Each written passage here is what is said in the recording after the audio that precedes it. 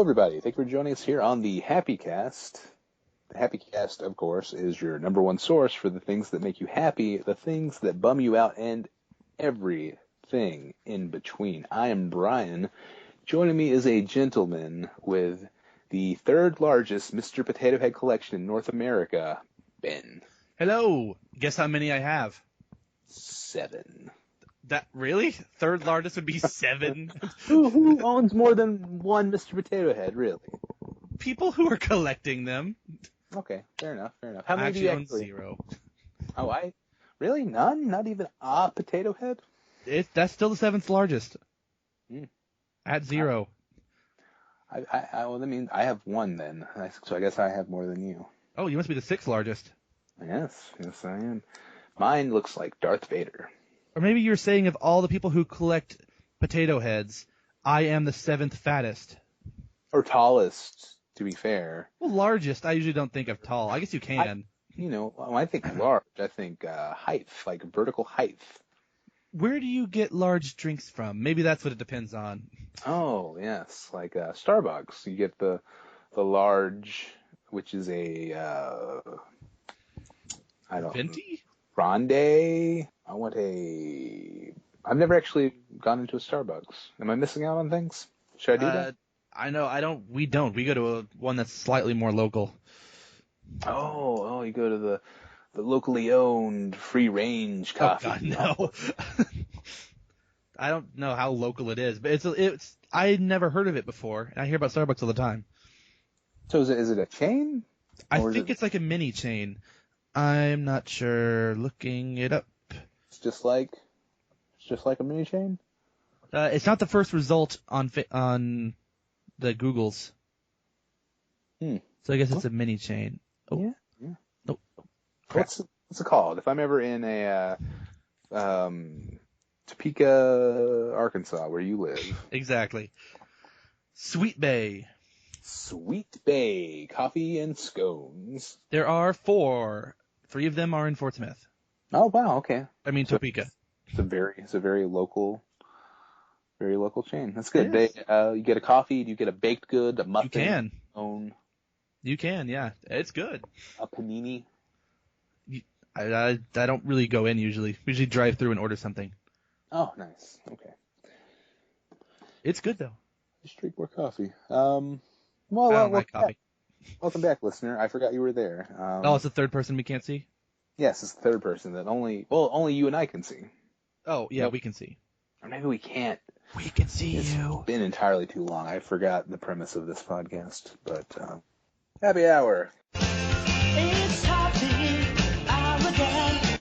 All right, everybody. Welcome to the happy hour portion of the program. It's where we each pick something that we're happy about and share it with you, the listener. It's kind of like when you're at Thanksgiving and you go around the table and everybody's like, well, say a thing you're happy or thankful for. It's like, okay, Uncle Nick. And he's like, I'm thankful for local sports team. And everybody's like, oh, Uncle Nick, that's so you. And then your mom's always like, I'm just so glad that the family could get together, and I'm so blessed to be loved by so many great people. We've all had that experience, right? Yeah. Okay, all right. Just making sure. But yes, Ben, sorry for that weird tangent. What is happy hour pick? Oh crap. Yeah, wait. Have I already used Velveeta shells and cheese? I know you've said macaroni and cheese. This is different though. I don't know if we really dug into the different genres of pasta and cheese sauce. I've grown past macaroni and cheese. I'm too good for. I'll still eat it if it's around. But that is for children. My noodle and dairy product mix is now Velveeta shells and cheese, specifically the white cheese, or I guess queso blanco, I think is what it says, or with bacon. Oh my God. Is what I'm told. Oh, it is so good. Sometime I want to see if we can get the bacon with the queso blanco one instead. Whoa, slow down, slow down. The bacon's in a separate pack. It's really good. Like one box is like $1.98, which is not bad for a single meal, better than eating out. Which is like one meal for like $8 or something, depending on where you go. But so it's not bad price. It fills me up very well, and it is freaking delicious. I don't even know what else to say about it. Bacon and cheese is amazing. The white cheese one is amazing. They're both amazing. And cheese and bacon and amazing. Question, sir. The bacon and cheese. How does that come? Is it just a box of pasta with raw strips of bacon in it, or You just flop the bacon on top afterwards. just throw some raw bacon on it? Bacon bits. It's bacon bits. So I guess ideally, if you're talking about, crossing, like doing some kind of freestyle macaroni nonsense, you could buy Are you talking about buying the queso blanco and then just buying bacon bits separately? By the way, I want that to be my band name. That macaroni thing you said. Freestyle macaroni. Oh, that's a term that I've been trying to establish for a very long time now. Really? Freestyle macaroni. We've had freestyle macaroni for dinner where I live currently. What makes it freestyle? Well, it's freestyle in that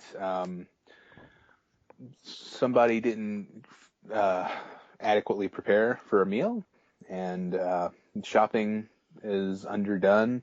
So it's just a pasta dish with random stuff thrown into it. Gummy worms. We've got macaroni.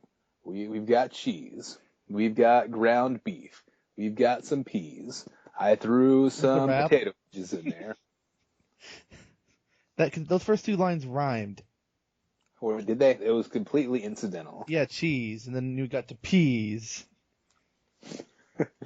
I thought you were doing it on purpose, and you were turning it into a rap. I was going off the dome. My freestyle macaroni rap. Under the dome.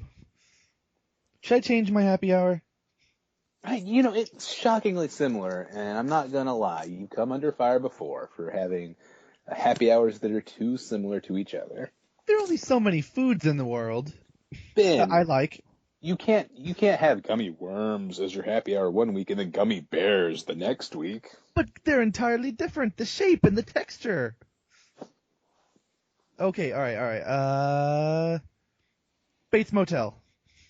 Oh, the local business that you stay at once a week? Yeah, once a week I go to a local hotel and spend the night there instead.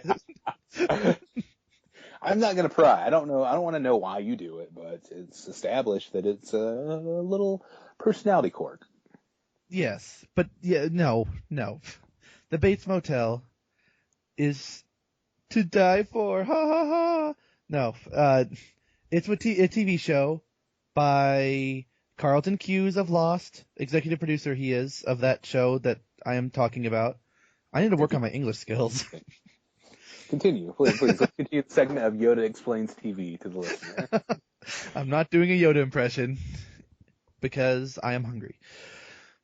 Okay, Bates Motel, it's a prequel TV show reboot to the Alfred Hitchcock movie Psycho, because they didn't want to make it a period piece, kind of like that show about angry people, angry guys. Madmen. It takes place modern day, but it's still a prequel. You don't have to watch the movie first to understand it, because chances are you already know basically what the movie's about enough to get it. I watched the pilot of this, and I thought I knew what the movie was about until I read the Wikipedia summary afterwards. I was like, oh, no, I did not. Well, then I might be wrong, too. I thought someone got stabbed in a shower. That happened. That was it. Scene. That's all I knew. Would it be a spoiler to talk about what happens in Psycho? I don't know. I thought you would assume that it's public knowledge at this point, but I'll let you know. I didn't know, and then once I read the summary on Wikipedia, I felt far less compelled to watch more Bates Motel. I'm like, oh, okay, I know where this is going. But that's not what the point isn't about where it ends. The point is just the journey along the way and how he got there. And I don't know. I wonder if the finale. I don't think it'll be that. All right. As far as I know from the movie, because I haven't seen it in maybe ever. I might have just seen clips here and there. I know he's like multiple personality disorder, and he dresses up like his mom who is dead. Yes. That is about all that matters. Yeah, who he killed. Yes, yeah. But that is not relevant in the TV show because his mom is very much alive. So it's not a spoiler for the TV show. It's just everyone knows that's where it's going to get to. But is the movie canonical in the world of the show? It is not. Are they going to pull bait and switch? Oh, God. Carlton Cuse, I think, on his Twitter said that the movie and the show are not canonical with each other. So they can change things up. But I think it's interesting. And it's interesting seeing how things are going. And it's not just about, like, you know, him going crazy and stuff. The show actually just ends about, like, the whole town, like, everyone has a secret. And there's, like, darkness, and everyone's plot problems and plots all get mixed up in each other's. But the pieces are the main ones. When I watched it, listening to you talk about it now, I got a distinctly Twin Peaks vibe from it. Is that accurate? It's Twin Peaks, but a lot more coherent. Oh man, but the incoherency is my favorite part of Twin Peaks. Well, it's still good. It makes me think of a Stephen King novel too, because small town, everyone has a dark secret. With a small town writer from New England. There are no writers yet, but that happens in a lot of Stephen King novels. A lot of them. Even though I can only name like 2 off the top of my head right away to you, it happens a lot. I would say Misery. Yeah. Oh, excuse me, Misery. He becomes a writer in 11/22, the year that JFK got shot. Which is The Shining. Yeah, The Shining. The Dark Half happens in that. Lots of things. I recently watched The Shining, but I'll talk about that later. Oh, also with Bates Motel, we've been watching it, and all right, we used to try to get these like cookies that were called like Ultimates or something, which give you big cookies. But the nearby grocery store doesn't have that, so we figured out we'll buy the one that's the same company, but the one below that, and just double them up. We set two little squares next to each other, and they just form into one big cookie, and we get the same number of big cookies. For the same price, or less, or more? I think it's actually less. But we get giant cookies still. Is the brand Innemans? Is it Innemans? I don't even know that brand. Oh. The brand is Yellow Package. They make a great black and white cookie. We talked about that before. I don't remember if I've had one or not. Black and white cookies are great. Bachelor party. Yeah, we can have some black and white cookies. Black and white cookies. Black and white cookies all day, every day. Every day you're here, just eating black and white cookies. We'll also watch the Tom Hanks classic film, Bachelor Party. Is that real? It is a thing that he was in the 80s. I've never seen it, but I'm assuming it is terrible. I've never seen The Hangover.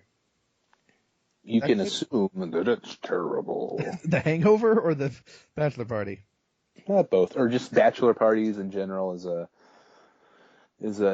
general rule of thumb. Bachelor parties, conceptually, I don't know where that started, but conceptually it feels like a flawed premise. One last night to hang out with your bros. Before your life is over after tomorrow, right, bro? Oh, yeah. Wedding jokes again, or marriage jokes. I don't... See, a bachelor party seems like the side effect of someone just not... Either somebody will have a bachelor party out of a sense of tradition or obligation, which I'm going to assume is you. Yep. Well, also an excuse to hang out with some guy friends. Or maybe it seems like something that somebody who's really unhappy and doesn't want to get married would do. Like, I just want to go hang out with my friends and drink all the beer. And then see strip club ladies. See some ladies of the night. Is that the right terminology? Is that the people who like work at Walmart in the midnight shift? Yes, that's what they call themselves. Ladies and gentlemen of the night. But do not call them that. It's, as an outsider, it would be very offensive for you to say that. When you go up to the cashier, welcome, lady of the night. Please check out my items. I would like to leave. Actually, I don't know about you, but if I went to a local Walmart after, say, 11 p.m., we would have nothing but self-checkout registers. Really? Yep, and one person monitoring the whole situation.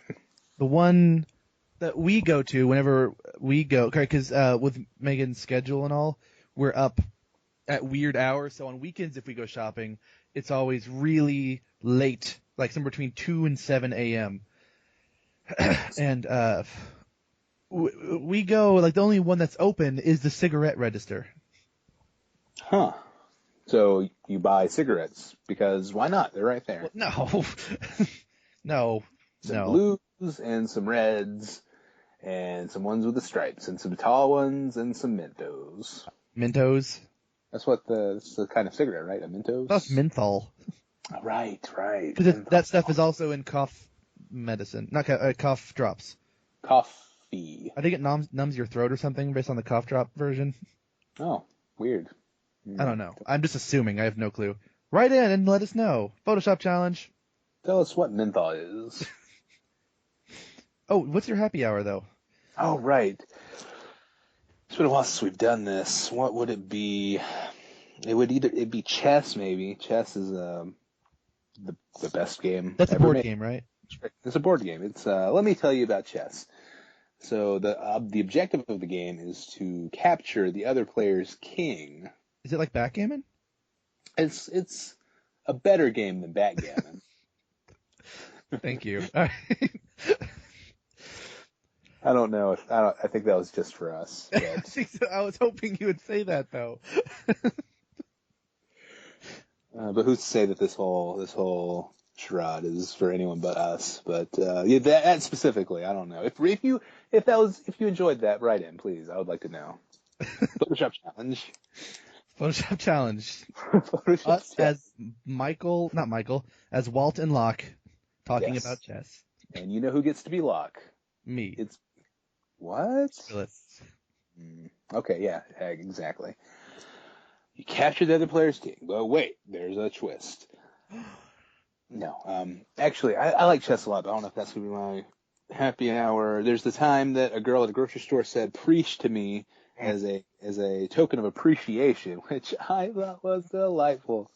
Her busy go-go lifestyle. She couldn't say the whole word, but she still felt a need to express to me that she appreciated my help. But she just shortened it, because why waste an entire word or more than a syllable to express gratitude to a fellow human being with feelings? I didn't know that was a thing. Apparently swag is a thing, like more than it used to be. Swag is on the rise. Apparently, I've heard that between teenagers on Facebook right now, there is some kind of like war between swag and class, and neither one of them are particularly swaggy I guess swaggy. I guess they're swaggy, but neither one is classy. Is what I've heard.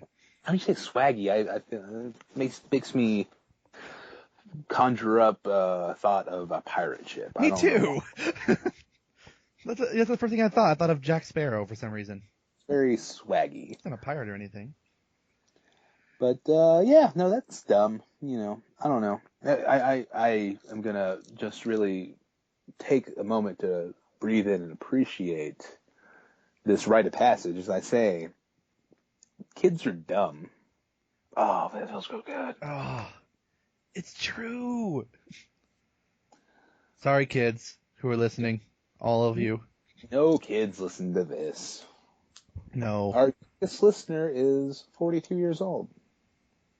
Our youngest? Yes.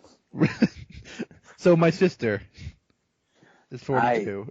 I hate to tell you this, Ben, but your sister is a Highlander, and she is actually 219 years old. Oh, God. I never knew. There could only be one. Highlander?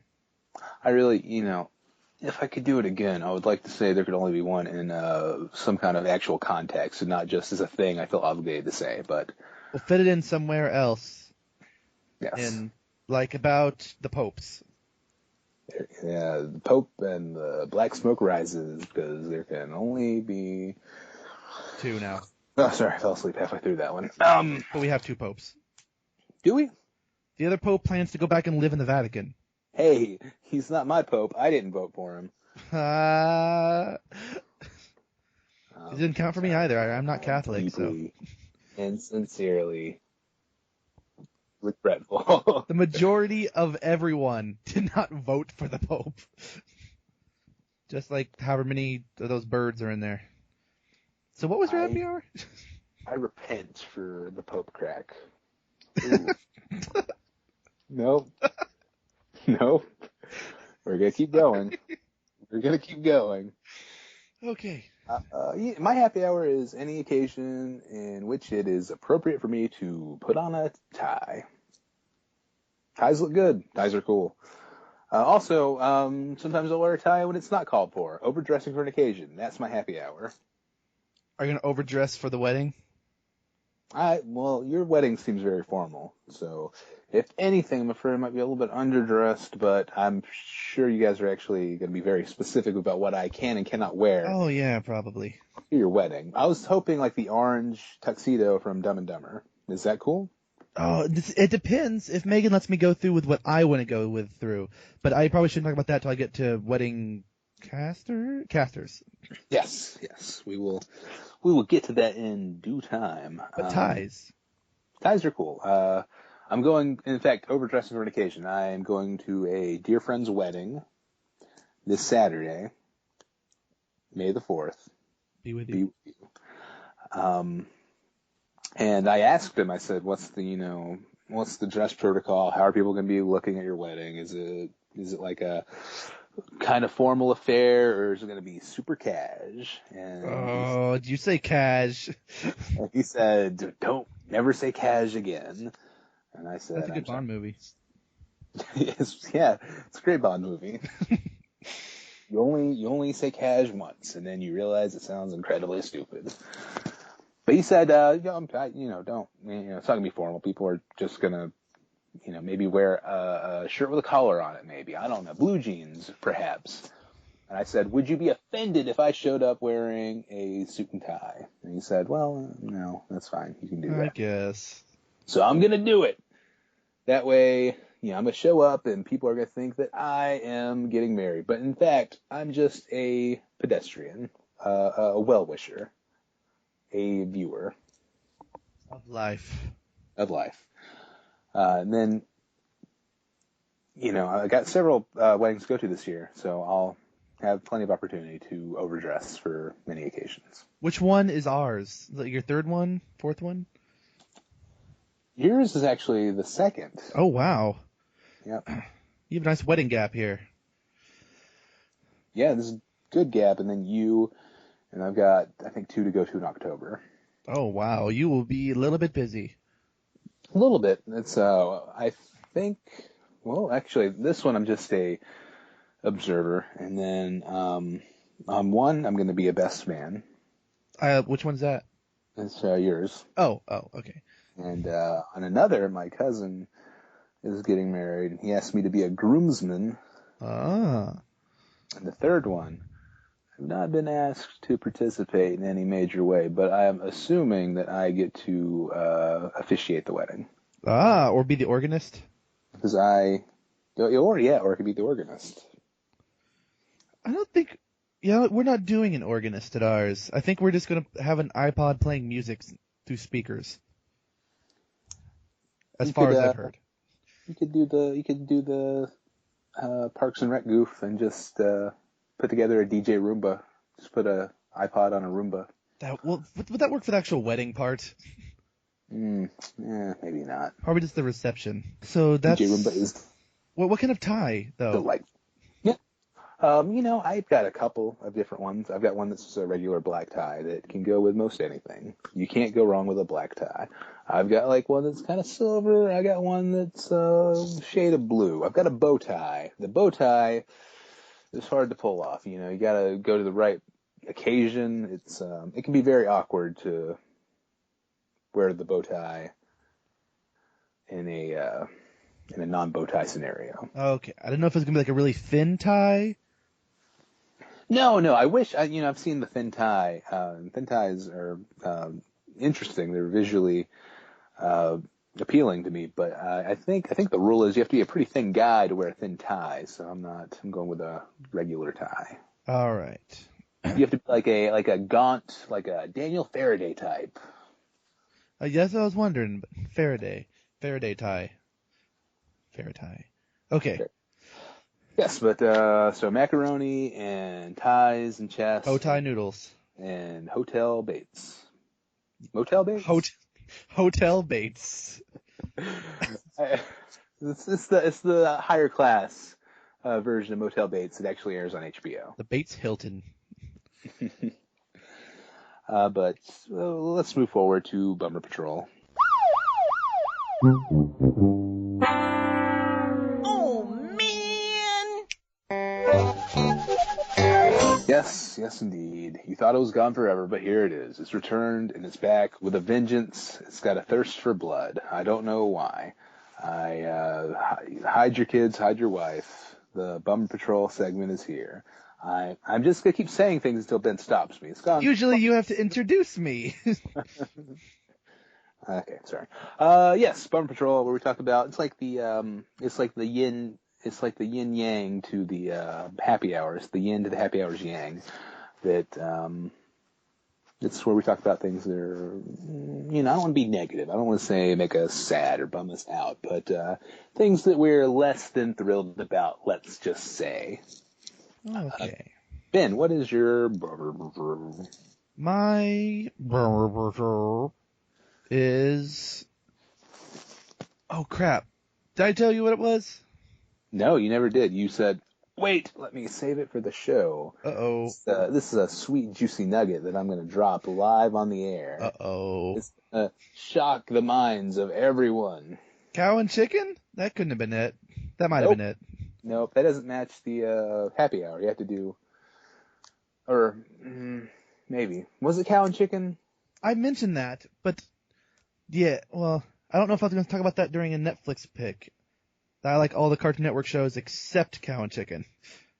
It's pretty bad. It wasn't Cow and Chicken. I don't remember. You go first. I don't, things are going far too well for me. I'm really struggling to come up with a Bummer Patrol. I'm digging deep. I'm doing some self-searching. I'm looking at my soul. I'm re-examining everything in my life. And the only thing I can come up with is the time that I went to have a delicious bowl of cereal for dinner. It was Rice Krispies, by far the best cereal. If you disagree, write in, and I will ignore it because you're wrong and I'm right. I will write in too. I love a delicious Rice Krispie. It snaps, it crackles, it pops. It doesn't get too soggy too quickly. It's got a good crunch to it, and it's got a semi-sweet flavor to it. Not like an overpowered, like frosted flavor, like something a child would eat. This is a more sophisticated cereal for a more refined palate. It's Anyway, so I pour the bowl of Rice Krispies. I get my spoon. I'm ready to go. I open the fridge. No milk. No milk to be seen anywhere. I know. We've all been there. It's the worst. But, before I briefly considered just eating some dry Rice Krispies, which would be incredibly sad. But I look in the fridge once more, and I notice there is a gallon, or a quart, I should say, of chocolate milk. So I hate to say it, but I poured the chocolate milk on the Rice Krispies. What is wrong with that? And I ate it. And I felt like a monster. I felt like some kind of outcast from society. This is not something a civilized person would do. How? That's not that bad. It tasted kind of gross. That might be your cereal choice. No, Rice Krispies. With the mixture of the two. Some No, you're cereals right. might not be able to tell. Well, I mean, if an overly chocolate cereal like a Count Chocula, perhaps, or a Cocoa Pebbles? Chocostein, What? or a Choc Ghost, Choc Ghost? Creature of the Chocolate Lagoon Bites. You know, all No. the monster cereals. No. All the chocolate monster cereals. Captain Chocolate Crunch. He's a No. monster. Chocolate monster cereal. Photoshop challenge. Exactly. Add that to it. By Photoshop challenge, we probably mean Neil Orange Peel. Yeah. Other ones are permitted because I enjoy seeing them. Yep. But his are always like insane. These are always by far the best. No offense, Brian. No problem. All the times that you've entered. I know. I've never made it to the main page. What was it? Oh crap! I can't remember my Bumper Patrol. Guess I'm gonna have to go with Cow and Chicken. That wasn't it though. I remember you almost told me and you said, no. Where was the conversation going? You were talking about Prison Break. Is prison your Bummer Patrol? Are you afraid of being locked up? And I'm going to prison. wrongfully accused? No, that's a good show though. No, I guess it is just Cow and Chicken. I don't like that show. Yeah, it's pretty dumb. It's like, you know what Cow and Chicken is? What? It's like the poor man's Ren and Stimpy. It is, except it's really, really terrible. All right, because recently we've reactivated our Netflix, and I was like, oh my god, did not know all these Cartoon Network shows were on here. And I got really excited, like, oh, Dexter's Lab, Powerpuff Girls, it's a good show, shut up. And then other, like, even non-Netflix, I mean, not Cartoon Network, I didn't know, like, Fairly Odd Parents was on there. No, neither did I. But Foster's Home for Imaginary Kids is on there, and Johnny Bravo's on there. Like, oh, Cow and Chicken, I remember that show. Ooh, Courage the Cowardly Dog. Well, we started to watch, like, one episode of each of those. Like, oh, yeah, this show's still good. Oh, Johnny Bravo's way better than it used to be. And then Cow and Chicken's just, what? Why? Still terrible. Why? No, I don't want this. I haven't removed it from my queue yet because it's there for, like, curiosity's sake. Just if you're hating yourself a lot someday and you just you feel like you deserve to suffer, you could always queue up an episode of Cow and Chicken. So this is my Netflix nix of the day. Do not watch it. Johnny Bravo, though. Yes, do watch that. Than it used to be. Dexter's Lab holds up pretty well. Powerpuff Girls, I still like it. I haven't watched it. You know what I did watch? I watched the pilot episode of a show from Cartoon Network that I never watched before called Samurai Jack. Oh, I remember people loving that show, but I didn't watch it really. I didn't know what the premise was. You know what the premise is? I do not. It's about a samurai. Oh, what's his name? You don't know his name. Okay, it's not Jack though. A nameless samurai whose father defeated some kind of evil ancient being, but then the evil ancient being comes back, but the samurai guy was a kid when he came back, so he got sent away to train around the world and gets ready to slay this evil force, and then he comes back to slay the evil force in old Japan, and he's about to slay it, but then the monster evil force sends the samurai like 1,000 to a few thousand. He sends them way into the future. Ah. And it's about a samurai in the future. Oh, is it? Yeah. I never knew it had anything to do with the future. Yeah, it's about a samurai in the future. Oh, sorry. I remember my Bumper Patrol. Oh, good, because the whole thing with me just talking about some cartoon I watched one time was, frankly, just me stalling, hoping that you would come up with it. Yeah, I've watched 2 episodes of Adventure Time. I thought it was pretty good. Yeah, that show's really good. I plan to watch more. I liked it. Anyway, Bumper Patrol video game called Dead Space 3. Oh, yeah. That's right. Yeah, you actually told me that's what it was going to be. Yes, and you couldn't even remember. I did tell you. I didn't want to talk about it too much. Just so forgettable. All right, the first one, I thought it was okay. All right, the word dead is in it, so it has to be about some type of monster. Okay, that's probably good. I like that kind of game. Space, If it were called Dead Fantasy World, you would have been way into it. Or Dead Island. Dead Rising. Dead Ship. Left 4 Dead. I need to play Left 4 Tread again. That was a fun game. But anyway, Dead Space. So I was kind of halfway interested in the first one. It wasn't terrible. I thought it was not great because the whole thing took place in a single spaceship, and spaceship hallways all look the same to me after a while. And so I did not like it that much. I played 2 anyway, just because it actually looked kind of good. And it was really good. Dead Space 2 was good. Partly because it was technically in space, but it was mostly in a city in space. A space city. So I got to go to like a space cult church and like a space kindergarten classroom. Go to the space post office and send off a space letter. And I went to the space mall. And that Really? one was cool. Yeah, there was a space mall. Sounds pretty good. Space mall. I liked that one. Space apartments. Go to the Space Gap and buy a new pair of slacks. You start in a space hospital. Space slacks. You wake up in a space hospital. It turns out that there's been a space zombie invasion. Kind of. But that one was actually pretty cool. I liked the location. I actually liked the main character. And I was like, okay, I'm excited about 3. The third one comes out. I waited a while before I played it. I cannot play it co-op because I rented it.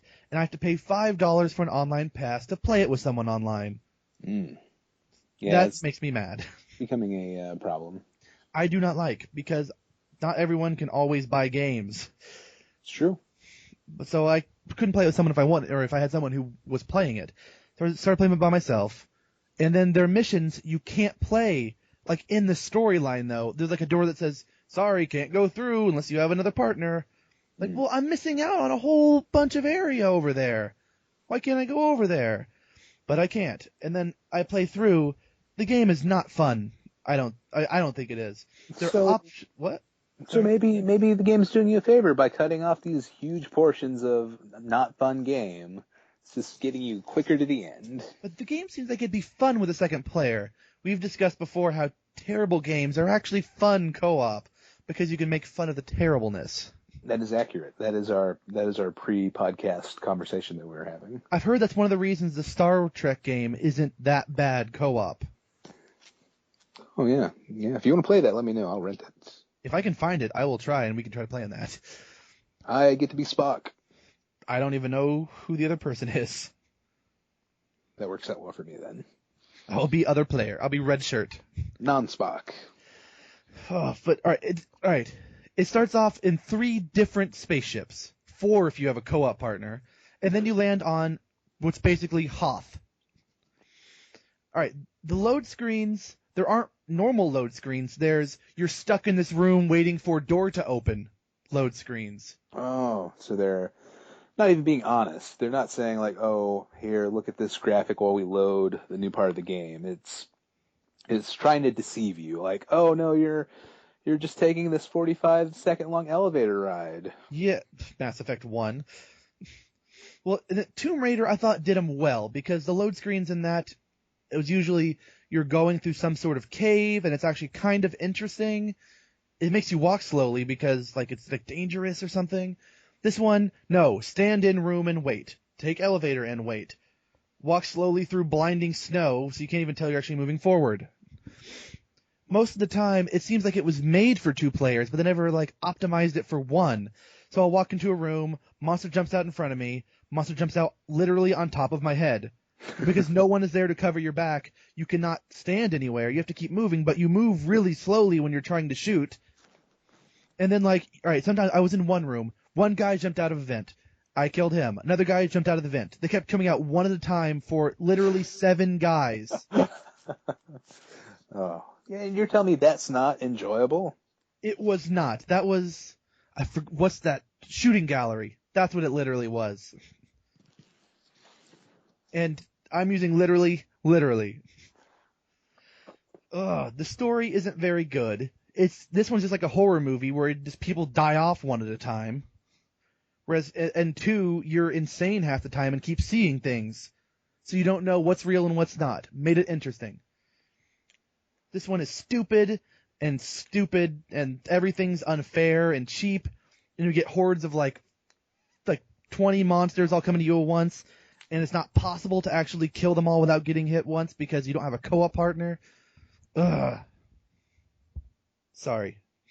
I do No. not like that game. But I'm going to beat it because I want to know what happens at the end. Even though the story is not as good as 2. Plus it's in space some of the time. Yes, I remember hearing that game did not review well when it was released, but It does not play well either. Oh, wait, sorry, my least favorite thing about it, they're optional missions. I like to do them because sometimes they're more interesting. The first 2 kind of were interesting. The next 2 are the same as the first 2 location-wise, just you're going backwards to forwards. It's not the same location. It's supposed to be a totally different location that happens to have the exact same map and structure as the other way. It's there are only so many space architects out there that you probably just took some blueprints and flipped them over. Like, this is it. But what's most crazy? All right, the thing is, they don't even change things enough. Like, all right, they'll occasionally change something that's on the wall or where like the blood splatter is, or spatter. Sorry. Like one of the interesting ones was, people starved here, and like that's what the monsters are. They're like starved, undead versions of them. And there's like a freezer. We can tell they were locked in because whenever people were fighting, and they're like tally marks on the wall. And the other one has nothing to do with that. Tally marks on the wall, same place, same freezer, all of the same unique rooms. Ugh. That sounds pretty disappointing. Don't play it. Like they're padding it out. I don't like any of those games, but I will definitely, especially avoid Dead Space 3. But I do want to play The Evil Within. Don't know what that is. Sounds made up.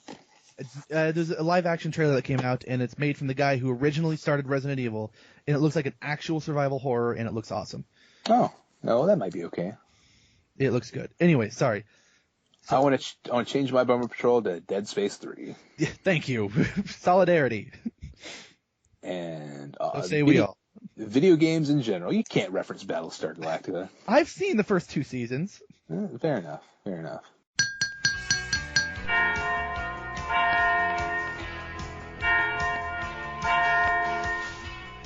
Marriage. Weddings, spring, love, true love. What is marriage? Webster's dictionary defines marriage as the formal union of a man and a woman, typically recognized by law. Well, come on, Webster's dictionary. Come on. I don't want you pushing your political agenda on me, Webster's dictionary. I don't really... Get with the times, Webster. Come on, Webster. Come on, get it together. Webster. No. you small black child from an 80s sitcom. He's the one that writes all the dictionaries now. Yep. Do you think someone sells Webster's dictionary? That's like a joke gift. Just filled with things like, what you talking about? Basically. Oh, no, I'm thinking about Gary Coleman. Bruce Willis. What you talking about, Bruce Willis? If you ever meet him, will you say that? No, I think he would murder me if I did that. I don't know. Okay. Let me take a deep breath.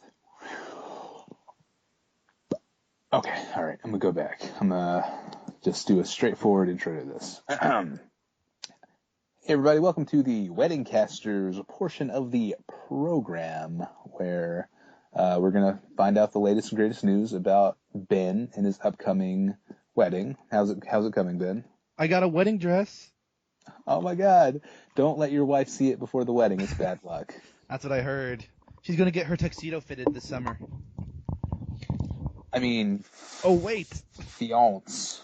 Fiancé. What's that kind of Cajun there? What a Cajun wedding. You could just say fiance like the 10th Doctor would say... Allons-y? Allons-y. Yeah.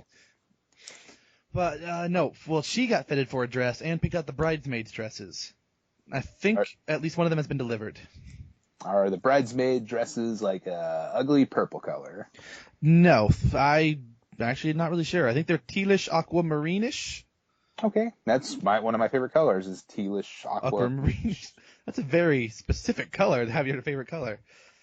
It's actually not. I think ish is in there like 3 or 4 times, so it could be. It's a lot of elasticity to what that could be, but. Well, it's still.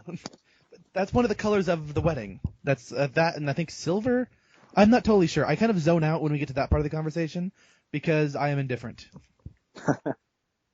And well, That's very classy. Or swaggy. Swaggy? swaggy. It's Shaggy? very Scooby-Doo. swaggy. Swaggy. Yes. Classy. Pancakes. But she got the wedding dress, and I do not know anything about it other than that it is going to be white and that she has a veil. And that it exists. That it exists, yes. I know I have not been fitted for a tuxedo yet because I'll do that in the summer, and then I will let the groomsman and the best person man, you, the best Brian, and then you guys will do your thing, and then what else happened? We got like napkins and coasters or something. Very exciting, very exciting. And we still have to save the dates. I don't think that happened last time. Oh, yeah. No, mine is on my fridge right now. It's very lovely. It's a fantastic design. I'm holding in my hand right now. That's not true. I just said that as I was walking toward it. I'm now holding in my hand. It's a very, very good cardstock, very thick. It's good quality choice there. It reads, "Would you kindly save the date, Megan and Ben, September 21st, 2013. And then if you turn it over, you see this lovely illustration of a guy from Fallout who I assume represents you. Yes. And a lady from Fallout who I assume represents your bride-to-be. And you are surrounded by various lovely popular culture nerd things that I assume that you both enjoy. Yes. Basically. And my sister, the new today, drew it for us. The card side with the people on it. Really? That's yes. Looks very good. It's very, very well done. If you wanted it to look like, comically bad, you could have had me to do it. People would have gotten a good laugh out of it. It would have been stick figures, and maybe people wouldn't have shown up at your wedding because they would have thought, oh, these people already have a child, and they had their child draw the save the date. That's what it would have looked like. You can draw it for our honeymoon save the date, which I am just sending to Megan. Okay, that's great. I'll work on that as soon as you get done recording. I will send it to her. And she will decide to no longer get married. Just based on how my friends draw. It's gonna be that bad. Oh wow. But can I just list the things I'm seeing on this? Yes. Okay. Starting at the top and going clockwise, I see a mushroom from the Super Mario Brothers game. I see trees of green, red roses too. I must have gotten an alternate invitation. I'll stop singing. I'm not save singing. The date. Oh yeah, invitations are coming out in a month or two, I think. Okay. I got a very lovely invitation to a wedding from my friend Chris. I'll send you a picture. It's going to be hard to top, Ben, but I'm sure you can do it. I didn't get one. But you live in Arkansas. Would you have made the trip out? I probably wouldn't be able to. Yeah. Travel is not cheap. Sorry. I see a mushroom from Mario. Next to that, it's a mustache. I don't know what the mustache represents. That's because Caitlin likes mustaches. Okay, so that one's for her. That was just for her. That's a self-indulgent thing. Yeah. It's like a signature. So I guess when you were getting this commissioned, she said, "I'll do it for free, but there's going to have to be a mustache somewhere on here." Okay, you can do it. And I assume that you had to talk her out of putting the mustache on either you or Megan. So I tried to get it on Megan. That would have been kind of funny. She probably wouldn't have liked that very much, though. Probably not. Okay, I'm going to continue going down the list. I see a Pikmin from Pikmin. Yes. I see half of a Portal Man from Portal. Yes. I see a lightning bolt inside of a triangle with a circle. I'm not entirely sure about that one. I think you're describing the Metroid. Oh, yes. Screw Attack. I've never played Metroid, so I do apologize. Super Metroid is the best one. Flowers from the Mario game. So Mario, well represented. Yes. I see a weighted companion cube from Portal. Mm-hmm. A Triforce from The Legend of Zelda. Yes. A leaf representing your lifelong commitment to vegan. Animal Crossing. Oh, Animal Lifelong commitment to Animal Crossing. I see a puzzle piece from my all-time favorite game, Braid. No, I thought you were going to say just jigsaw puzzles. Oh. Nope, Banjo-Kazooie. Ooh. But that's a fun game. But also Braid works, because they're both puzzle pieces. I like the one where you build vehicles. That was fun. Nuts and bolts, that's pretty fun. That's my favorite. I see the other half of a Portal Man. I see a Yoshi's egg and the Batman symbol. Yes. So you've named them all. Very good. Are there any like B tier things that didn't quite make the cut that you were really pushing for? There was like the Assassin's Creed logo. A box of macaroni. Macaroni in a stocking. A soggy, cheesy sock of macaroni. Regis eating pancakes with David Caruso. The main character from Dead Space 3. Oh God, Isaac, not Hayes. Yeah, Isaac Hayes, the late and great music icon. Also fought space zombies. Little did we know. Photoshop challenge. Isaac Hayes in Dead Space 3. All right. I feel like we're intentionally making this impossible. But that's what makes it better. I mean, not just the execution, but just the weird and odd references being thrown out. Dead Space 3 is a video game that not even I've played, but I think I can imagine what it looks like. If you Google, you would be able to figure it out. Like, after you can get a picture off of Google, and that would work. Oh, but anyway, napkins and coasters have Scrabble references on them. Nice. I think Megan I think she's drawn her cake on an art app to show what she wants it to look like. And I think it has Star Wars themes. Our cake topper has been ordered, and it is made, and Mom and Megan put it together, and it looks awesome. All right. Lots of things happened. Yeah, that you mentioned, I'm shocked to see that Star Wars is not represented on your STD. That's what I was calling it. A lot. I kept telling people I was going to mail them STDs. They're in the mail. Catch it. That's a HappyCast thing, though. But you get free lasagna. Did we already know that part? At the wedding, that's the meal? No, we're not feeding people at the wedding. Okay. At the wedding, people can have like crackers or like a piece of fruit or cake or something. B.Y.O. Lasagna at the wedding. Yes, bring your own lasagna everyone bring lasagna. And then as the bride and groom are making their way to the escape vehicle, we're going to pelt them with lasagna. I knew you were going to say that. I was trying to beat you to it. Maybe since you and the other groomsmen and the bridesmaids get to decorate the car, do it with lasagna. Oh, I'm really... Smear it all over the windshield, in the gas tank. Yep. Just pour lasagna in the gas tank. All over the chairs. Seats, chairs, car chairs. Car chairs. Come on. Everybody knows what a car chair is. Anyway. You get lasagna for the rehearsal dinner, where you get to make your big speech. Oh, yes! I lost my big speech. What? I lost. My phone crashed, and I had it saved on my phone. And my phone crashed. I had to restore to a backup from 9 months ago, and my speech is completely gone. Oh, you should have emailed it to yourself. I should have. I think you might have it. I think I sent it to you as a text message. Oh, that one. Yeah, that's the one. That's the one I'm gonna read. I'll scroll through and eventually find it and send it to you. Okay.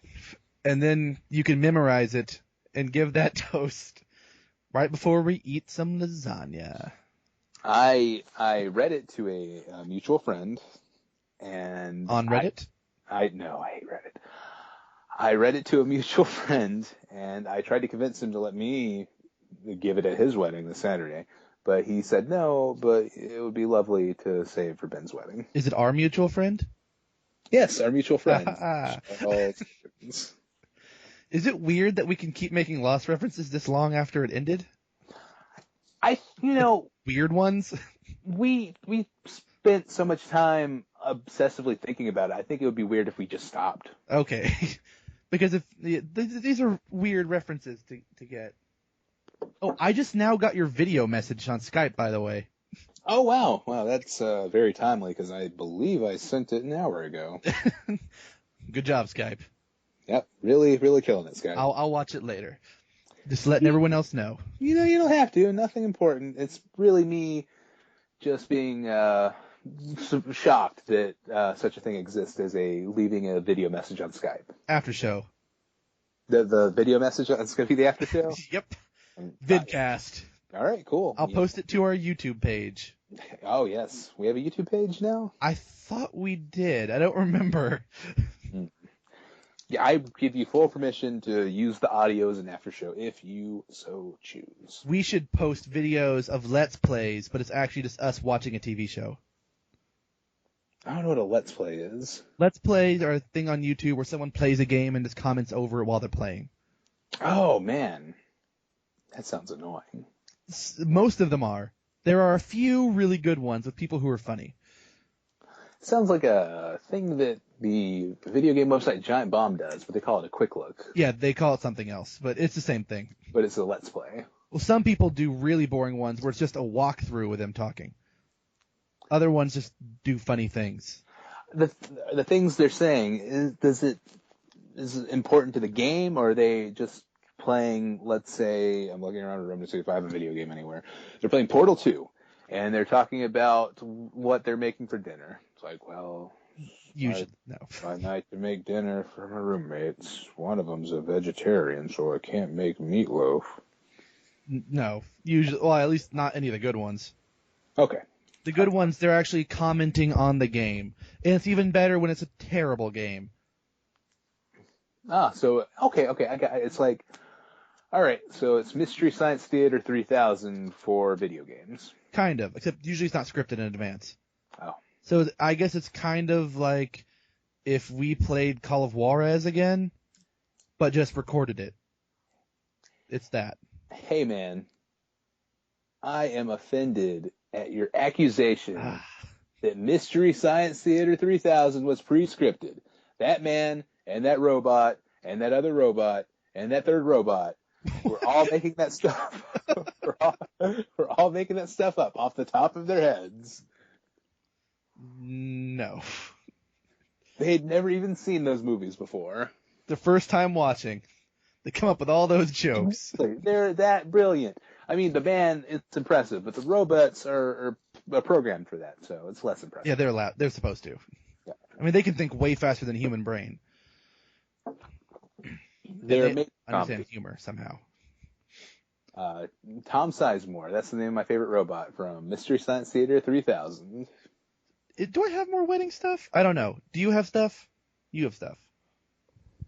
I'm actually trying to remember what my favorite Mystery Science Theater 3000 guy is. Theater 3000. I do have stuff to talk about. Tom Servo. Oh, I know that name. I apologize to Tom Sizemore. It's he's not a robot on Mystery Science Theater 3000. I have no idea. I've watched it only a couple times at a friend's house. It's fun. It's goofy fun. Bachelor party? Yeah, maybe. It's your call. What if... Have they ever done a Mystery Science Theater of Mystery Science Theater? I don't know. It sounds very meta. I'm sure it's been done by somebody, but I don't know if the actual people did that. I'll look into it. I'll do some research after the show. Okay, so you finished. No more wedding stuff. Is that? Not that I can remember off the top of my head. Other than our latest foray into exercising to help get ready for the wedding is geocaching. No. I know exactly what geocaching is because I'm cool. I'm hip. I'm with it. I know what the kids are into, and I'm a trailblazer. I'm out there. I'm listening to Grillex. I've got beans. Is that a girl, by the way? What? My character? No, is Grillex a girl? I don't think so. Maybe. I didn't know that, but then I thought I saw like two different GIFs that had Grillex and had like the same like female on it. Mm. So I was like, is that? I didn't know that. I didn't know if Skrillex was actually a real person. I thought Grillex was a rapper. No, they do dubstep. See, something is wrong here. Oh no, it's not a girl. It's a guy with really long hair. Thank you, Grandpa, for calling the guy with the really long hair girl. The GIF was blurry. I couldn't tell. You know, Grillex. That's actually the new George Foreman like grill coming out, endorsed by Skrillex, the Grillex. To play dubstep while your food cooks. Yeah. Oh my God. When the heavy drop comes on, it's time to take your burger off. Photoshop challenge. Grillex. Grillex. I don't know. I was gonna make some kind of dumb joke. Episode title. I was gonna make a dumb joke about Banksy being Skrillex, but I'm done. I don't know. All right. It's actually a group of people, and they all play the role of Skrillex. There's Fred Savage. He plays Skrillex on Mondays and Thursdays, but then on Tuesdays, Skrillex is played by Ed O'Neill from Modern Family. I found something, but I don't know if it's real or if it's photoshopped. Okay. Or if it's like a fake article. This says Skrillex opens Grillex, the first dubstep-themed food truck. But it's only one article, so I don't think it's real. I hope it's real, but realistically, I'm sure it's not. Also, Grillex is a portable Brazilian barbecue grill for indoor or outdoor use. Skrillistically, I'm sure that's not real.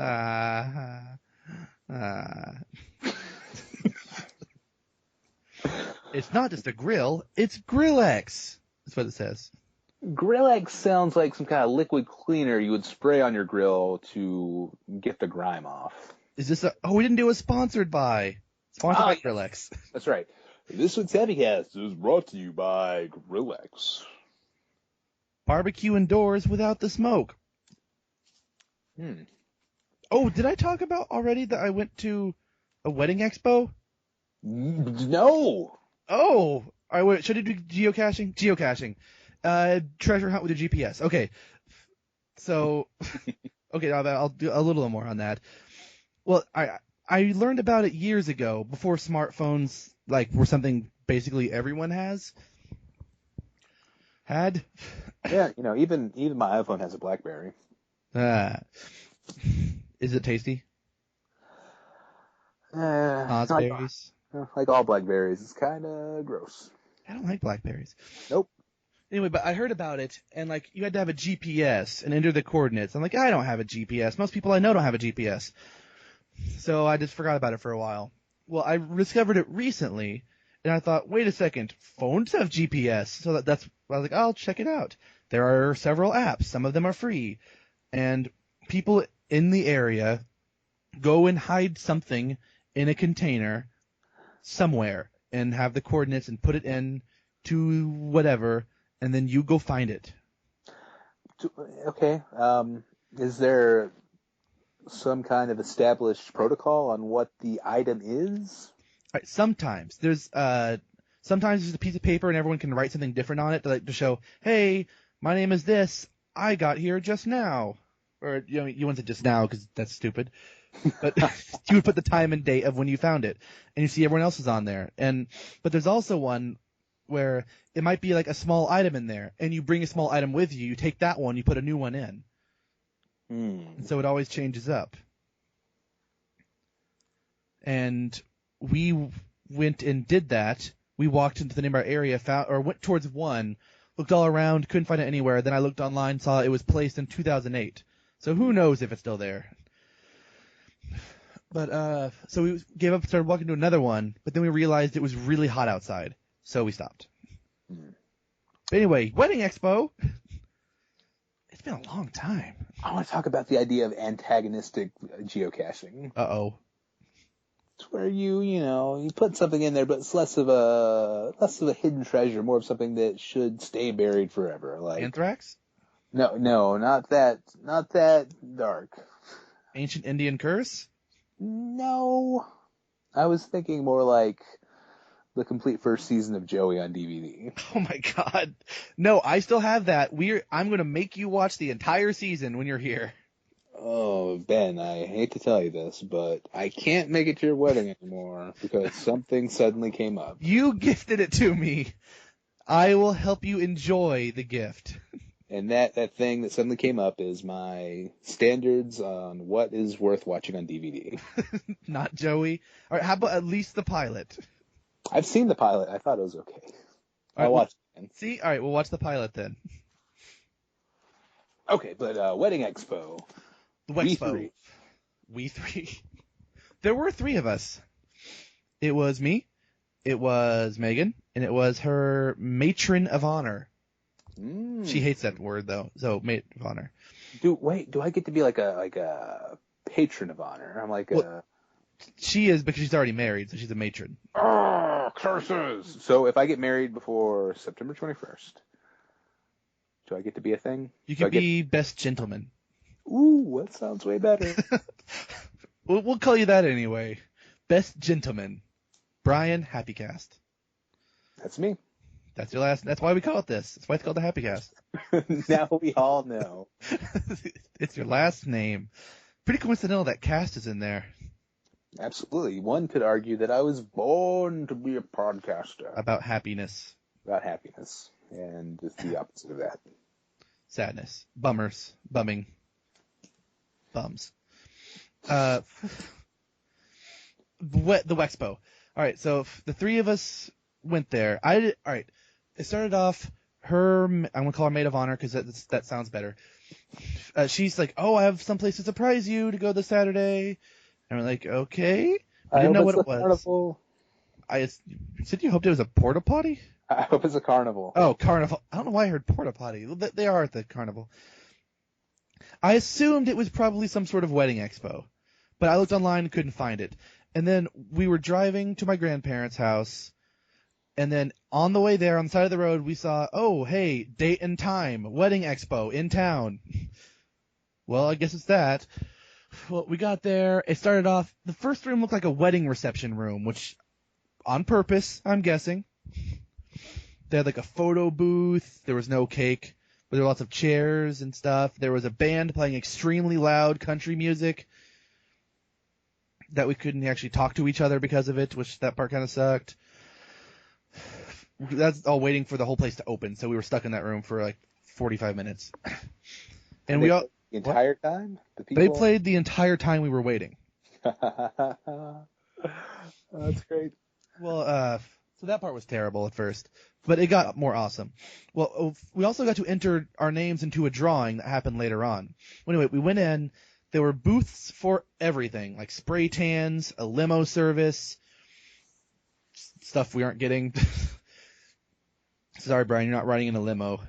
You don't want to look orange at your wedding? I do not. I don't want to be tan mom or tan guy. It's not like a Willy Wonka themed wedding, and you're the Oompa Loompas and the guy size Oompa Loompa. The priest is dressed as Willy Wonka. Oh my god, that'd be an amazingly terrifying wedding. He does the thing. You know the thing, the Willy Wonka thing. The sarcasm face? Where he walks down the aisle, but he's real slow. That would be an amazing wedding. Maybe Megan can do that when she walks in. That would be great. Wouldn't that be the best entrance? All right, I'm going to text her while we're talking. You know, I don't know if this is a true story. I want to believe, like Fox Mulder, I want to believe that this is true.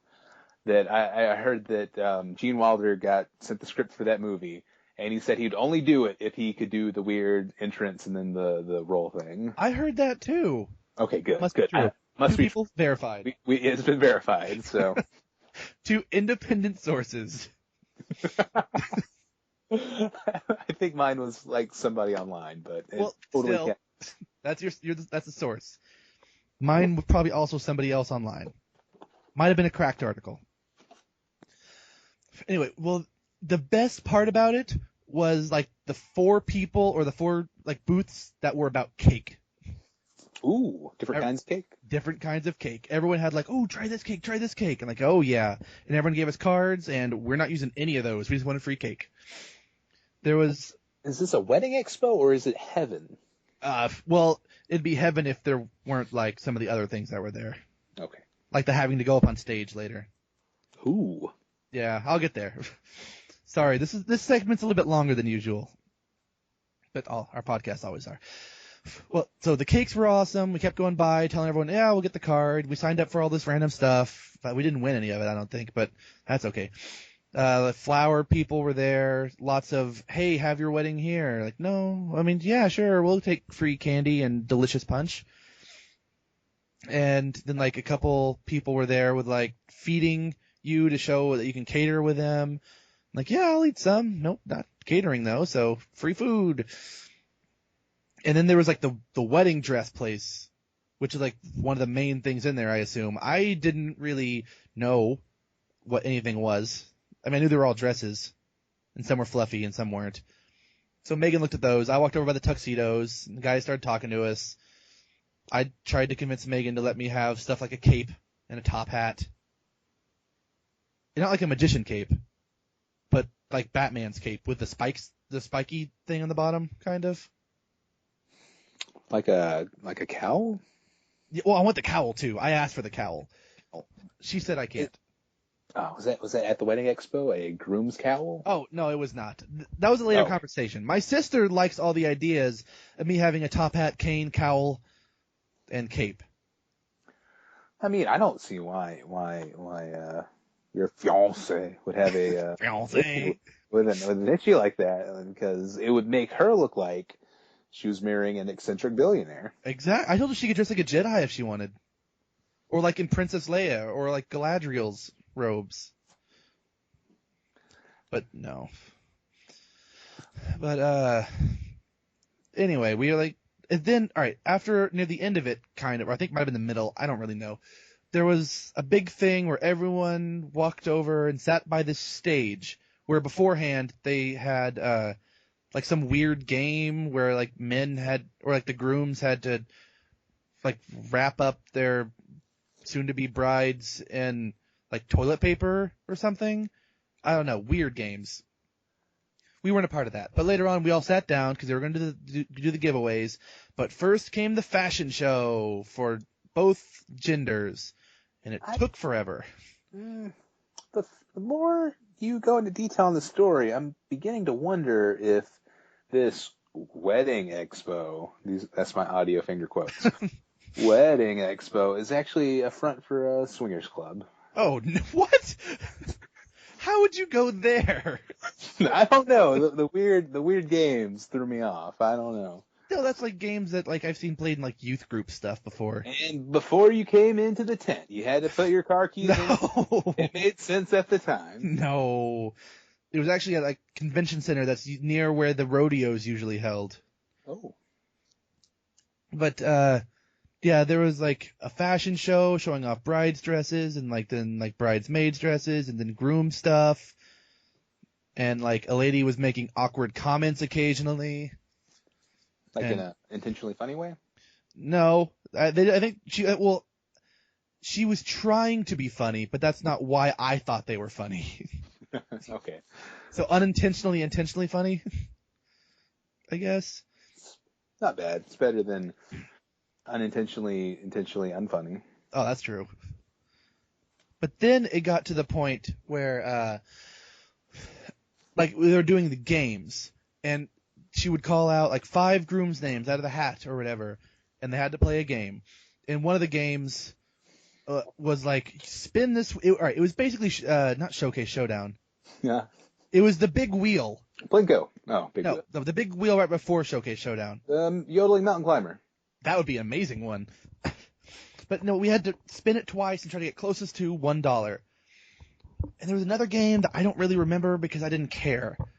And the whole thing was to win, or I mean, it was to win different things. Sometimes it was like a bunch of gift cards. But then my name eventually got called. And I was thinking, oh God, did they say Ben Cobb? And that always happens. Everyone's like looking around. Did they say my name? Or does it sound like my name?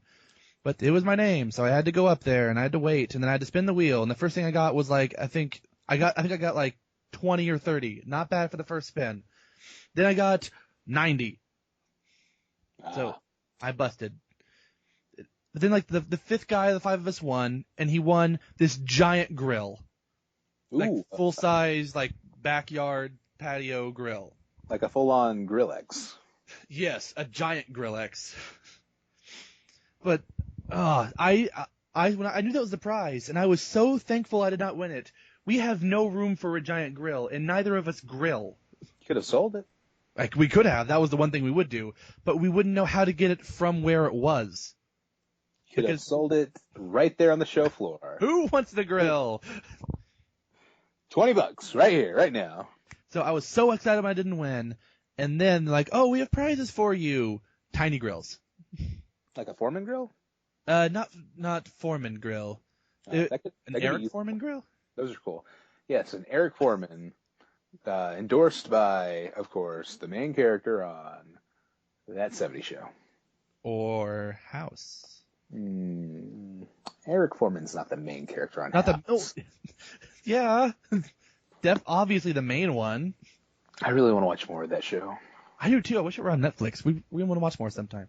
I think I jumped out after season 5. It gets better. Especially some of the finales, and then the premieres after it are really good. Anyway, so we just gave the tiny grill to my mom because we don't tiny grill. As a lovely, thoughtful Mother's Day gift. Oh crap, that's coming up. Yep. Happy Mother's Day, Mom. This is for you. Mother's Day podcast. That works, right?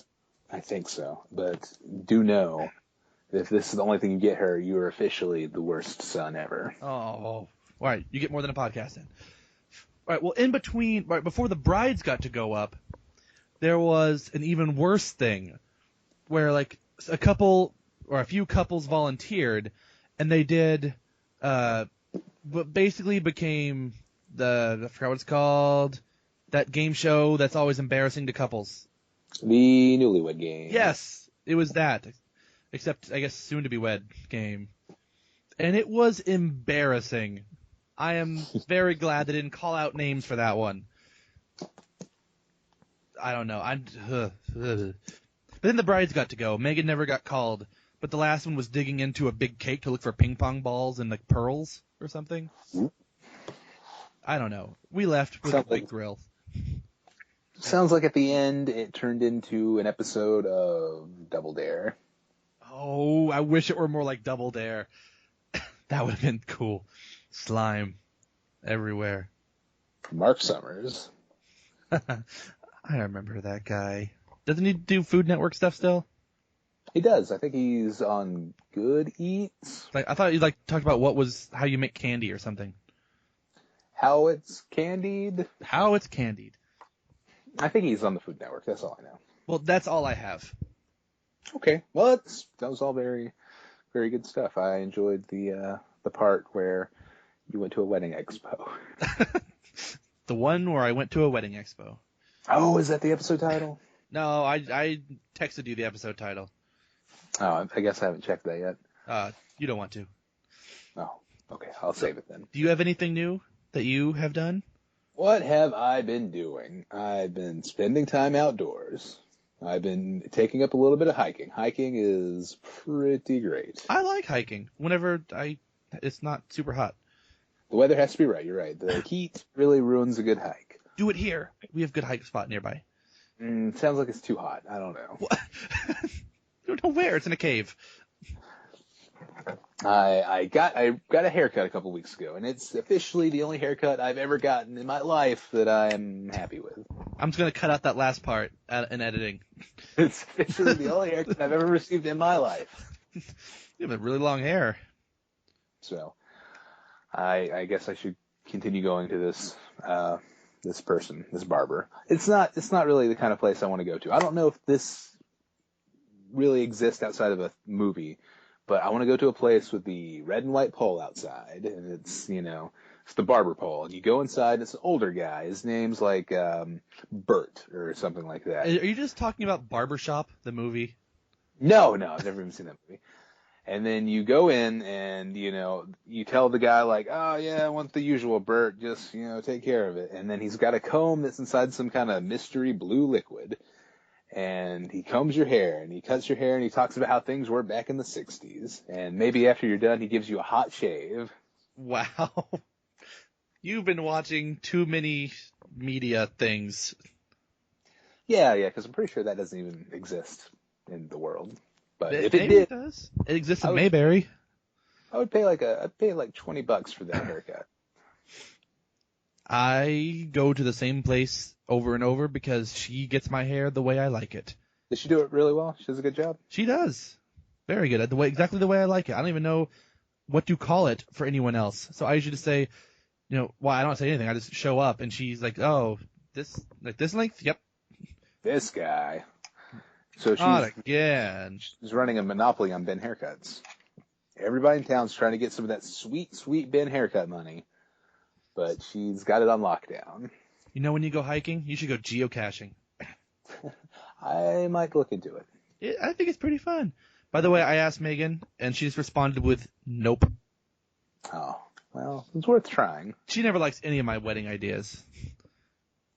That was your wedding idea, but still. What was the idea? I've actually forgotten. Oh, were Willy Wonka falling over as a role? Yeah. Oh, that would have been the best. That would have been the best wedding ever. Oh well, gonna cancel it now. What else have I been up to? Nothing good. Been up to no good. Uh-oh. Oh, I'm sorry. You watched The Shining. I did. I've been watching. I remember more than you do. I've been going down a list. Movies that seem culturally relevant or important or highly recommended, and I'm really making some pretty decent headway on this list. I've watched Beverly Hills Cop. It's pretty great, and The Shining. I guess I'll talk about The Shining for a second. Yeah. The movie is terrifying. The book is too. The helicopter shot at the very beginning of The Shining is among the most visually interesting things ever committed to film. I think they do that in something. That's just to be specific for you. There you go. They do it in something. It's about alcoholism, right? That's the central theme of The Shining. Yeah, well, it's not just supposed to be alcoholism. It's supposed to be a man who's mostly struggling with it, but mostly okay now, being corrupted by an evil presence. Now, the thing, I enjoyed the movie a lot. It was incredibly well made. Don't know if I'll ever watch it again, but that little kid was terrifying. But anyway, my one problem with the movie, and then later on I read that Stephen King actually didn't care for the film either because it apparently is not like his book at all very much. Not quite. Okay. But he had a... Who? What was it? Was it the guy dressed up in the animal suit? No, I forgot. That was so bizarre. I didn't even think about it again until now. Are you sure that's not in the book? That seemed like a very... No, that might be. I think there's other stuff with like the bathtub lady and like the brain room. Oh, yeah. Oh, the bathtub lady. Is that in the book? Bathtub lady's in the book. Oh, that's the worst. Yeah. I never want to be near a bathtub again. Just take Benjamin Franklin, like those air baths he takes. I've never heard of this. This sounds like the craziest thing ever. What? Benjamin Franklin, where he would like stand naked in front of windows and let the air, like the wind, just rush over him to clean him. I didn't know about this. This is new to me, and I think it's delightful. If true, you might be lying, and he was a total perv too. Okay, that I've heard that before. I've heard stories. He liked old French ladies, who also got paid for it. Oh, you mean like a real lady of the night? Yes, elderly ones though. Oh, the book. Okay, here's my problem with the book. Not the book. I didn't read the book. Books. I read the book. Here's my problem with the movie. Books are for listening, not for reading. Exactly. Which reminds me, this episode of the HappyCast is brought to you by Audible.com. Just head to audible.com/HappyCast and receive your free book download. Don't do it yet. We've never done that. Oh, right. Sorry. One of these days, that Audible cash should come our way, and we're going to say, yep, and sign the check, and then sell out completely. Get like 5 cents. Yep, it'll be worth it. My integrity is worth 5 cents. But we got to split it in half. It's a coin toss at that point. You can have 3. Okay, I'm back in. But the movie, the thing about the movie is that you look at it and it's enjoyable. Kids, terrifying. It seems like it wants to be a story of corruption and how a good man descends into madness. It's supposed to be. But the thing about it is you've got Jack Nicholson playing the guy. So he just seems crazy at the get-go. At the starting line, he seems insane. His eyebrows are doing weird things. He's at the job interview. And they're talking about it. He's like, well, this sounds really great. I enjoyed the drive out here. It was so peaceful. And, things are going real well. And the guy giving the interview says, oh, and there's one thing I have to tell you. Thought it'd be best if you heard it from me. The last guy in charge of watching the hotel over the winter, he kind of went crazy and murdered his entire family. Cut him up in little pieces, put him in the corner. It was real nasty business. And we just thought you should know. And Jack Nicholson's character says, well, you don't have to worry about that happening with me. And in that moment, I was like, oh my God, is he going to kill them right now in this room? Is he going to murder this guy? Oh, God. Because he seems insane from the get-go. Listen to the audiobook. Narrated by Jack Nicholson. Oh, God. Other than that, though. It's been a long time since I've read it, but I liked it a lot when I read it. And it was creepy. You were 5 years old at the time. Gerald's Game. Do not recommend that one to most people. It is pretty messed up. Is that a king? It is. Gerald's Game? Gerald's Game. Pretty messed up. Gerald is game? It is the game of Gerald. Oh, truly, this is a game of Gerald's. Yes. And I do not want to talk about it here because it is not something I want to talk about ever again. So, not even off mic? We can't No, talk about off mic's fine. Oh, all right. On a scale of messed up, is it like Breaking Bad messed up, or is it closer to like Walking Dead game level of messed up? Oh, no, it's not like emotionally sad messed up. It's like, This is a topic that I should not talk about on the podcast. Oh, man. I can just hear everybody frantically typing at Google right now. They want to know. It's a My Little Pony fanfic. Oh, God, why, Stephen King? Why? He wrote it before, like, the new show was even on. So he did it before My Little Pony fanfics were popular. It's bizarre. How bizarre. And I don't know. I guess I liked The Shining. And to close the segment, I will just say a few movies I aspire to watch one day. Jaws. Misery. Dirty Misery? Harry. The Good, the Bad, and the Ugly. That's it. That's all I got. The Stand miniseries on Netflix. Vanishing Point. Con Air. Stephen King is it. Spoiler alert. You want us to know that he is it. That is very long, but I still thought it was enjoyable. It's about a clown, right? It is. Shawshank Redemption. Oh, yeah, the Shawshank Redemption. Should watch that one. I should actually watch that one. It is Stand By Me. The Green Mile. I've seen The Green Mile. It's pretty good. They're all Stephen King. Those three were. Oh, yes. Yeah, I forget. The Stand By Me is based on Stephen King short story. Yeah. And The Green Mile, it has the same director as The Shawshank Redemption. Oh, who also was the showrunner for the first season of The Walking Dead TV series. I did not know that was that guy. Frank Darabont. Oh. I think he's doing Under the Dome now, right? Oh, is he doing that? No, is he? Maybe he's doing something else. I think he's doing no, he's doing that LA Noir show for TNT. Is it based on LA Noir? No. Well, that is just lame. I want to watch Army of Darkness, Lethal Weapon 2, Mad Max 2, Full Metal Jacket, stop me at any time, Bad News Bears, Godzilla, The Sundance Kid, Godzilla. No, Godzilla is filming 2014, Frank Darabont. Oh, is it? He did the screenplay, apparently. I don't know about all that. Rope. The Birds, Bates Motel. Vertigo, Three Men and a Little Lady, Bryan because I've already Cranston's in it. 3 Men and a Baby. He's in Godzilla? Yes. I'm on board. He's listed on here. Girl Interrupted. Speaking of Interrupted. Okay, all right. We can Watch the Stand miniseries. And Prison Break. The Royal Tenenbaums. So, mail? Is that what we do? It is time, once again, to check on the Blues Brothers. Mail. Sound. The mail's here. Oh, great. Thanks. What's this? A letter for me. The Big Lebowski. Annie Hall, The Thing. Photoshop Challenge. Stephen King as It. And Good Bryan stuff. Cranston as Godzilla. Sin City. I like that movie. I've actually already seen it. It's really good. All right. Email. Hey, everybody. Welcome to Emails, part of the show where emails are read. Segment called Emails.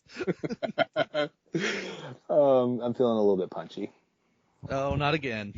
It's like 4 a.m. It is. That's what we get for talking a podcast length before we podcast. We had to get all the really good stuff out of our system before we started recording. The stuff that is too hot for air. Yeah, just wait until our HBO special coming out this October. Will be called uncensored. Real HappyCast After Dark. Raw with HappyCast. But until then, we should talk about emails. If you'd like to email the show, let us know how great we are, how funny and clever we are, or how disappointing the show's become, how you're really sad at the kind of people we've turned into. And how long it is between episodes. Oh, yeah, no, absolutely. That's also encouraged. Please shoot an email to happycastfeedback@gmail.com. Yes. Or you can email us about how you are Miss Fizzbiz and you're very sad that you have to go to sleep when the podcast is happening. Because that happened. Wait, like a year ago when we recorded this time? I promised Ms. Fizzbiz that I would let her know when we're recording next in case she wanted to listen, and she had to sleep. What kind of human being had to sleep at 4 a.m. in the morning? I can't believe that she'd rather sleep than miss out on this podcasting gold that we're laying. Oh, God. Consider yourself lucky, Fizzbiz. I'm sorry. I'm so sorry. Well, we have one email. Yes, please send your email. We'll read it on the show, and it might sound a little something like this. Oh, am I reading here? Yes, you Okay. are. Hi, chaps. Oh, my God, I can't believe that we're finally getting an email from listener Ann, right? Yes. Oh, the one with the orangest of peels. Oh, right. Neil Orange Peel. Yes, listener Q. No, Neil Orange Peel. Hi, chaps. Hope you are both fine and dandy. Listener Neil Orange Peel is actually at the front of the listener queue. That's because Q is different words.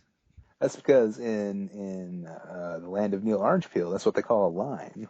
Ooh. Also, we need to start using that here. I agree. Also, the metric system. I do agree. Oh, don't get crazy, the metric system. Whoa, hey, whoa. Gallons are complicated. Yeah, you're right. In fact, soda is sold by the liter. I don't know why that's okay. Why did we? Exactly.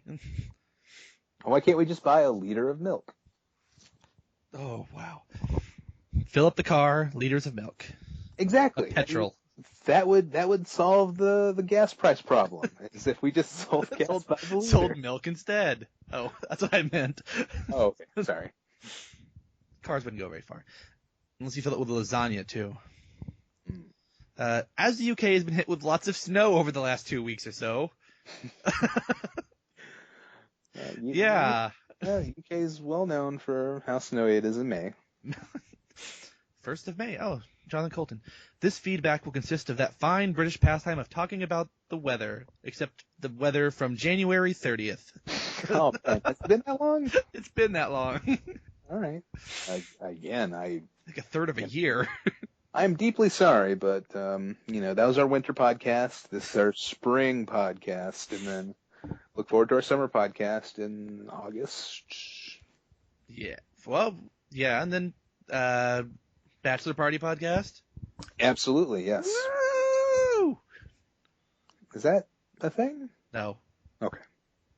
I was actually thinking for some reason about How I Met Your Mother, but those were girls. Yeah, Woo Girls. Woo Girls. I need to watch that show That's actually more. what I thought of. You should. It's so good. Have you seen the episode where I don't want to meets spoil it. the mother? Where they meet the mother? No. Okay. Nobody has. His happy hour, or I'll say his words. My happy hour pick this time is rural community spirit. If it wasn't for the local farmers with their own machinery clearing roads, then we would have been snowed in for the last 2 weeks in January. Wow. Who would think that, with the UK situated in Northern Europe, that we as a nation would be better prepared, or you would think this, that they would be better prepared for vast amounts of snowfall, but we aren't. So it's left to the goodwill of farmers and neighborhoods to dig themselves out, and they've done a pretty good job keeping everything moving. Pretty easy to get rid of snow in, like, April. Jeez. Pushing the slush around. Which brings me onto my bummer patrol, working outside in 1.5 feet of snow. And if I were 7 years old, I would have been outside every single day, sledding, making snowmen, snowball fights, etc. But I'm not, so felling trees covered in snow and snow-filled woods does get tiresome very quickly. But my job does allow me to work outside in summer too, so I guess it swings and roundabouts. I'm not sure if you use that saying over there. I do not know the phrase swings and roundabouts. I've never heard that until just now. But this is the kind of thing that we want from you, Neil Orange Peel. British slang that we probably haven't heard of. Because I learned it and I'm going to start using it occasionally. See, I clicked it. It's a debut album by British dance duo Shanks and Bigfoot. Oh. I doubt that's what he's referencing. But I'm a big fan of one of those.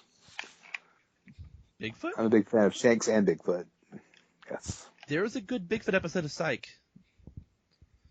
I don't think I've seen that one. No, it's the newest season.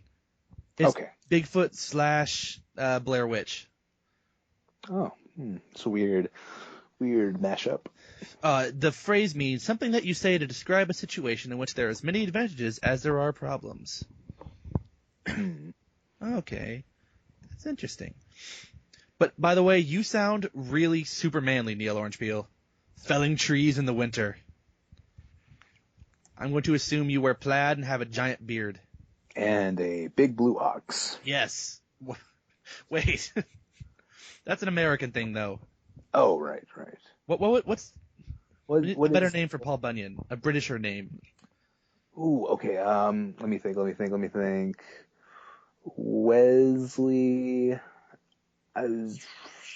Appleton Smith. Wyndham Price? Wyndhamston Price. Hill. Church. Smith. Bunyan. Paul. And then he sent us a Photoshop challenge, of which I remember very little, because it's been since January. He added, let's see, box of socks, fox locks, 12 best men, bride and groom in a DeLorean, and Darth Vader as a medieval dragon.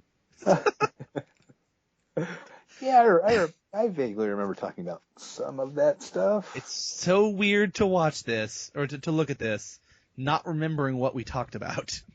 The bride and groom in the DeLorean, I do remember. Yeah, I remember that part. And that still ended up as a no, apparently. And then the 12 best men sounds familiar. I see Steve Jobs, Doc Brown, Doctor Who, the newest one. There's Yoda coming out of a safe, I think. There's Stephen Hawking. Gandalf standing next to Locke. There's Bruce Willis. There's Stephen King again. Is that Chevy Chase? Forrest Gump on a bench. Wow. There are a lot of socks, and that fox and some clocks and some locks and some Legos. Oh, blocks. Legos. Sounds like he really did a fine job making a visual representation of whatever the last podcast was. I will assume it was very accurate. Thank you, Neil. Absolutely. Thank you very much, sir. Leslie Nielsen Orange Peel. And that's the only email we have today, correct? Yep. That's the only email we've gotten that wasn't spam In the since past January. 5 months. Thanks, listeners. Maybe we'd record more podcasts if we got more than one email. If we got 2, we were going to do one every week. But we were no. going to switch to a daily format. 3 hours a day. We were just going to have a live stream where we're always podcasting, and then whenever you want to listen, you can just pop in and listen to whatever we happen to be talking about. That would be a good idea. Move here, we'll live in a mansion, and we will just podcast all the time. Podcast on a bagel. You can have podcast anytime. Seems financially irresponsible. Oh, probably. The mansion part. Yeah. But the rest of it sounds real solid and doable. That's the podcast, though. Yeah, we're done. We finished it. We did it. We did we could have went a little bit longer, but we ended up about, 45 minutes? Really? After editing, right? You're gonna cut out all the boring parts. Maybe like 10 All minutes. parts where I'm talking. No. I'll just mute myself, and it'll just be, and people can like talk to your audio one. Your track. Yeah, that might work. And then we can have another feed that's just you, and then people can decide. I feel like I've said this before. I think I have 2. Oh, It all comes back around. We're stuck in a time loop. But we should wrap it up. That's it. I have to go watch Bates Motel and eat giant cookies. Thank you, everybody, for joining us here on the HappyCast with Ben and Brian. Be sure to email us, and until next time, I would like to remind you to Catch it. keep Catch it. happy.